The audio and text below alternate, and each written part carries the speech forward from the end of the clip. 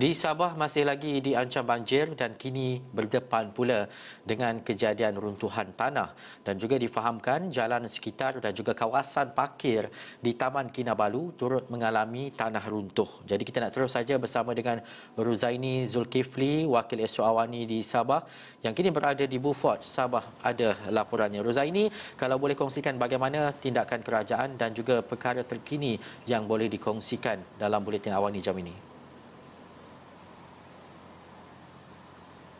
Terima kasih Ehsan, sahabat saya yang melintas langsung di World Trade Center Kuala Lumpur.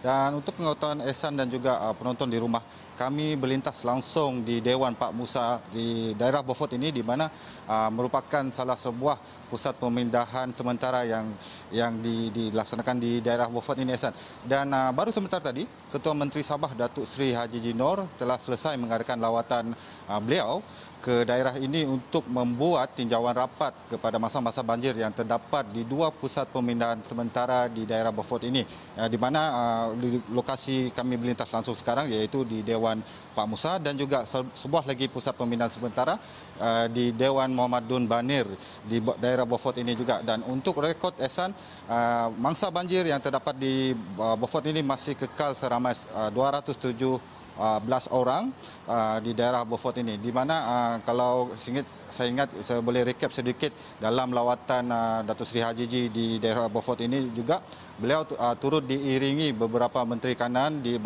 menteri kabinet di Sabah, iaitu Menteri Pembangunan dan Masyarakat dan Kesejahteraan Rakyat Sabah AR Selmiaya dan Menteri Tugas-Tugas Khas Datuk Arifin Arif beserta juga pemimpin-pemimpin setempat dalam lawatan berkenaan.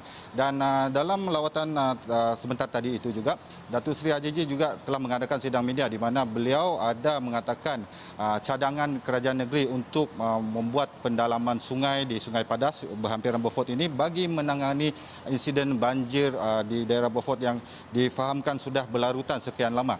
Dan untuk itu Ehsan dan juga penonton di rumah, kita saksikan sedikit hasil sidang media itu sebentar tadi. Silakan. Ini satu cadangan yang memang sudah lama dirancangkan oleh kerajaan. Mungkin perlu Sungai Padas ini diperdalamkan dan juga diluruskan aliran air itu. Kita telah melantik sebenarnya satu government link company untuk mengendalikan atau mengurus urusan ini, iaitu di Beaufort ini, iaitu pihak SEDCO. Dan kita ingat ini, kita akan teruskan usaha ini supaya masalah banjir di daerah Beaufort ini akan dapat dikurangkan dengan pengurikan sungai-sungai dan juga cadangan-cadangan yang lain. Apa yang penting ialah mereka akan ikut dan patuh arahan pihak berkuasa. Mana-mana yang mungkin perlu dipindah, maka mereka mesti pindah ke pusat-pusat perpindahan sementara ini. Dan saya juga ingin mengingatkan rakyat kita yang pindah ke pusat pemindahan ini, mangsa-mangsa, supaya juga mengikuti SOP yang telah ditentukan oleh kerajaan.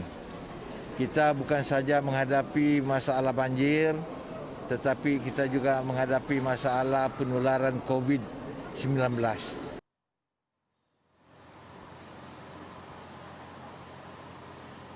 Baiklah, selain daripada lawatan kerja beliau di sini, berhubung pula berita yang seterusnya di mana perkembangan mengenai kejadian tanah runtuh di mana sebelah pagi tadi Timbalan Ketua Menteri Sabah iaitu Datuk Dr. Joakim Gun Salam telah mengadakan lawatan ke kawasan parkir Taman Sabah di Taman Negara Gunung Kinabalu, Ranau yang telah rosak akibat kejadian tanah runtuh pada semalam.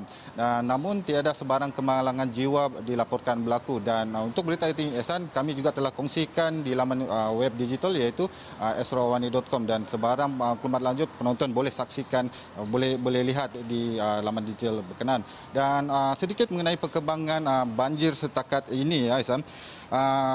Seramai 690 mangsa direkodkan masih kekal seperti tengah hari tadi, melibatkan jumlah daerah kepada 6 setakat ini, iaitu Beaufort, Paitan, Kota Belud, Tuaran, Papar dan juga Tenom.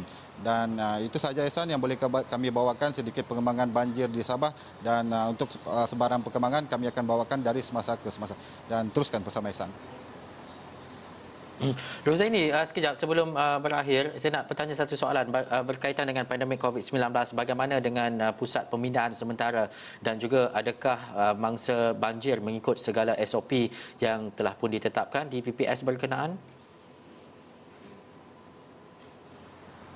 Ya, San, hasil tinjauan rapat kami di 2 PPS yang di Beaufort ini, pematuhan SOP adalah begitu bagus sekali, di mana penjarakan fizikal telah dilakukan melibatkan petugas-petugas dan juga mangsa banjir di sini, di mana saya juga ada berbual dengan beberapa petugas di 2 PPS di daerah Beaufort ini, di mana mereka sentiasa melakukan pemantauan rapat terhadap masa-masa pergerakan mangsa-masa banjir di 2 PPS di sini, dan malah begitu terdapat juga petugas-petugas kesihatan yang standby 24 jam di 2 PPS ini untuk memantau sebarang perkembangan kesihatan melibatkan mangsa-mangsa banjir dan juga para petugas yang terlibat.